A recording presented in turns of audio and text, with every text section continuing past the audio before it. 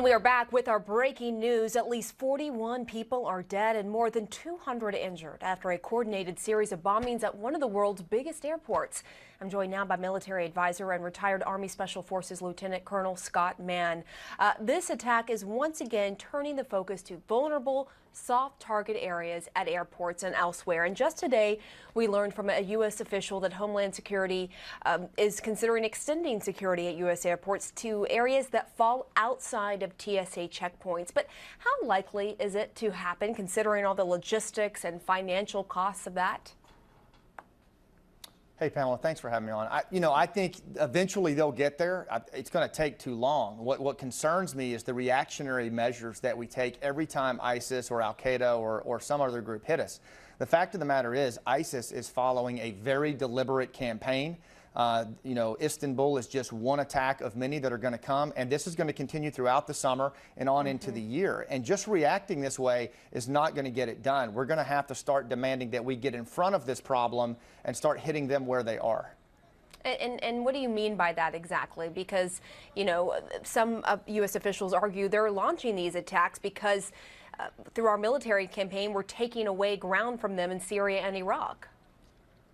Yeah, but look, we're trying to wage interstate warfare on what is really an intrastate issue. I mean, this is an asymmetric threat that is leveraging marginalized communities to create safe haven. And what we're trying to do is strike them from the top down, Pamela. We've been doing this for 15 years, and dropping bombs and using predator strikes is not getting it done. And what it actually does is mobilizes them against us in new and unusual ways. I mean, the Orlando shooting happened 1 hour from my house. These guys are demonstrating tremendous reach right now. And what's happening in Istanbul, your last reporter, I thought it was interesting. She said, Turkey is getting used to this.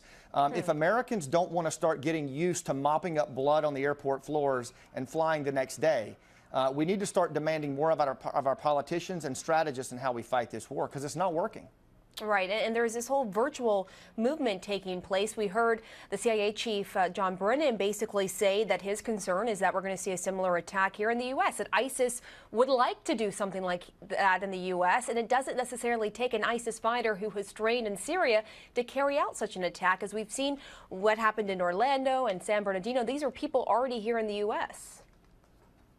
Absolutely, and look at how we're equivocating it. We're trying to define these attacks as a gun control problem or as a hate crime or workplace violence, and regardless of whether you're a Democrat or a Republican, this is an American issue. Look, leadership starts with us. It starts with Americans, and if we're waiting on our politicians to take this threat seriously and put a strategy in place that's going to work, we're going to be waiting a long time. We've been in this war for 15 years, and we're not naming our enemy. We're not taking this threat seriously. And when things like this happen in Istanbul and other places around the world, it's a harbinger of what's heading our way. And we've got to start getting smarter on the enemy. And it starts with us, Pamela. It starts with every American watching this, learning about ISIS, how they operate, and what they're trying to bring into our communities, because it's coming. This is the age-old question, but I'm going to ask it anyway. What do you do about these soft targets? I mean, how far out are you going to put airport security to prevent an attack? Eventually, there's going to be a bottleneck, and there's going to be a vulnerability at airports, at movie theaters, at places all across the country. I mean, what do you do to protect those places? Well, look, and that's what Director Brennan said, and he said that right. I mean, we are an open, free society, so we're always going to be vulnerable in that regard. But here's my concern. As I look across our country right now, Pamela, the erosion of trust that we have in this country, I mean, our primary identity as Americans, you never hear anyone talk about that anymore. There are all of these marginalized communities that are on the fringes, that are at the risk of being exploited by ISIS.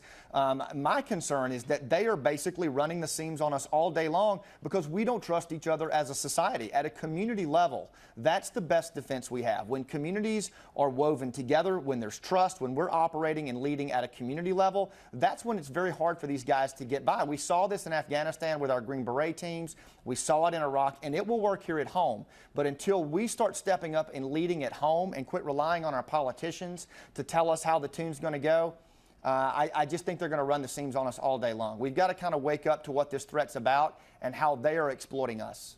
All right, Scott Mann, we'll leave it there. Thank you very much.